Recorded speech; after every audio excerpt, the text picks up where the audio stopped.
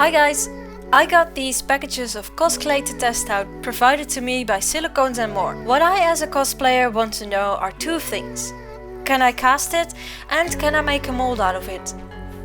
So these are the colors that I got in. There are 3 different types, which is Sculpt, Deco and Doll. From what I can understand is that the biggest differences are the colors. But there's more types of Sculpt in the thickness range, medium and soft, and I believe there's also hard, but I only got medium and soft. After working them with my hands for a while, I forgot which one is which, and I think I misplaced them a couple of times. So there's really not much of a difference between the two. But for the purpose I want to use it, which is putting it into a mold, I suggest going for the softer one. I'm surprised at how easy it is to put in a silicone mold. It only sticks for a little bit, but it's not hard to handle. And the details transfer nicely from the mold to the clay. Getting it out is also easy and it doesn't deform or anything. The nice thing about this clay is that you can bake it. So I'm gonna put this in the oven for 30 minutes on 140 degrees Celsius. And while I wait for the oven, I'm gonna start making some detail pieces for one of my next cosplays. This costume needs a couple of these buckles, so I figured if I cast them, it would be easier to duplicate them. The first thing I notice is that I'm kind of comparing it to monster clay, because I use that the most, but it's in no way the same. The clay feels more like a combination of polymer and plastiline or plasticine clay, and I noticed that by using my tools.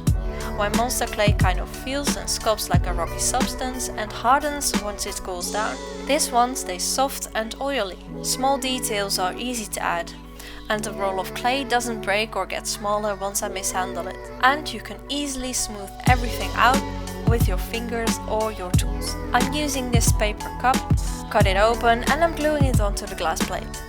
I'm also going to use some leftover clay to make a brim so the silicone doesn't leak from underneath.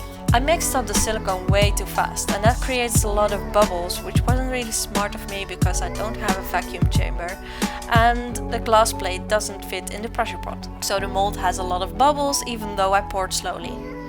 Also, I'm not using any mold release on this and I'll show you why later. So while the silicone was curing, I took my little flower from the oven and oh my god, this stuff is still flexible. I checked with my nails if it was cured and it was. But I still had a hard time believing it. But my nails left no scratches, so it was good. There's almost no shrinkage and the details are still there. Next thing I want to know is how it reacts to painting it, and for the sake of it, I'm going to test it out without primer.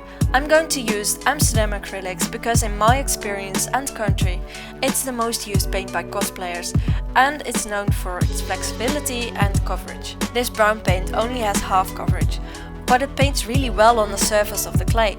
And I think with what I want to do with it, which is painting it gold, I only need 1 layer. After letting it dry, I'm testing its flexibility once more and it stays on. It doesn't chip anywhere, so I think this first layer is a success. Second layer I'm going to do with a little bit of gold rub and buff and it still stays flexible. And now for the ultimate test, the stress test. There are some places where the paint kinda gave off, but overall, my smashing it on the floor, my boyfriend smashing it at full speed, and my demonstrating it here didn't break it. Which is good, because when you're a cosplayer you often break stuff. And now back to the mold I was making. That didn't really go as I hoped it would, but I kind of expected this. Because of the softness of the clay, some parts of the clay got stuck in the silicone. I used the doll clay for this, but maybe the hard version of the Sculpt or the Deco would have worked a lot better. I didn't use a mold release agent like I said before, but I wondered if that would have helped or if it would destroy the clay and I wouldn't be able to use it anymore. Though the mold is still usable, I might stick with the monster clay next time.